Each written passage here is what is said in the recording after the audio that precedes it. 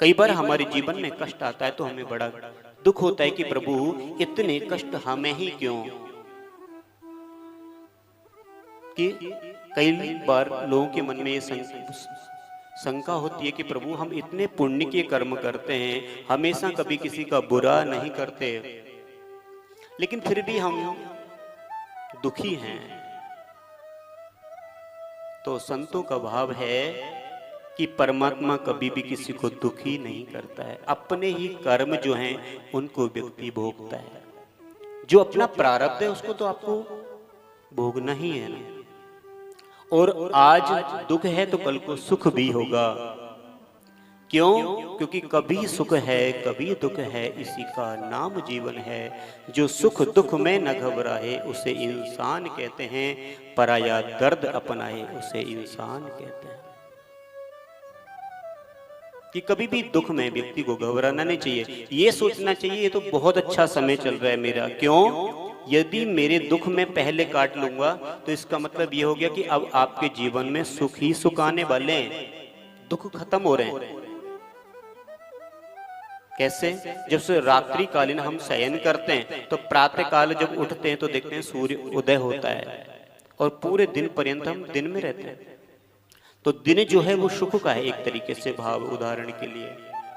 और सायंकालीन हम सो जाते हैं। वैसे ही रात्रि है तो सवेरा जरूर होगा।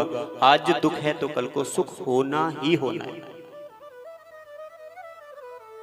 कभी भी सुख दुख से घबराना नहीं चाहिए।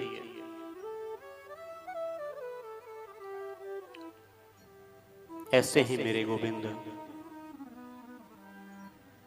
क्योंकि जब भी हम अपनी बागडोर परमात्मा के हाथ में सौंप देते हैं तो कभी दुख हमें सता ही नहीं सकता।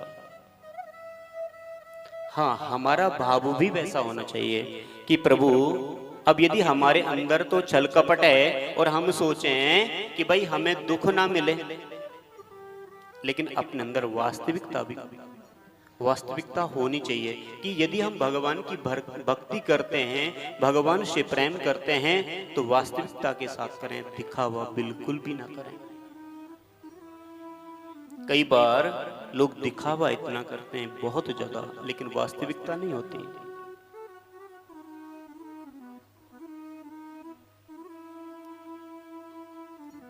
क्योंकि परमात्मा को दिखावा बिल्कुल पसंद नहीं है। क्योंकि परमात्मा कहते हैं आप भाव से कुछ भी मेरे को अर्पण करो, मुझे वही स्वीकार है। क्योंकि परमात्मा कभी भी जिसका भाव नहीं उसके यहां पर ग्रहण नहीं करते हैं। क्योंकि परमात्मा स्वयं श्री कृष्ण ने दुर्योधन की मेवा त्याग दी और साग विदुर घर खाए। विदुर जी, विदुरानी जो हैं कि भगवान कृष्ण जो हैं विदुरानी के यहाँ पर केले के छिलके खा रहे हैं। उनको यही नहीं पता लग रहा है विदुरानी को कि मैं केला दे रही हूँ कि छिलका दे रही हूँ। केलाओं को तो नीचे फेंक रही है और छिलके भगवान को अर्पण कर रही है। तो भगवान कृष्ण छिलके खा रहे हैं। जैसे ही विदुर जी आते हैं देखते हैं विदुरानी ये क्या कर रही हो आप। और जैसे ही जब देखते हैं तो भगवान ने कहा बस अब मेरा हो गया। क्यों? क्योंकि अब प्रेम से जो पवा रही हैं, भाव का भूखा हूं मैं, भाव ही एक सार है। जो भाव से मुझको भजे तो भव से बेड़ा पार है।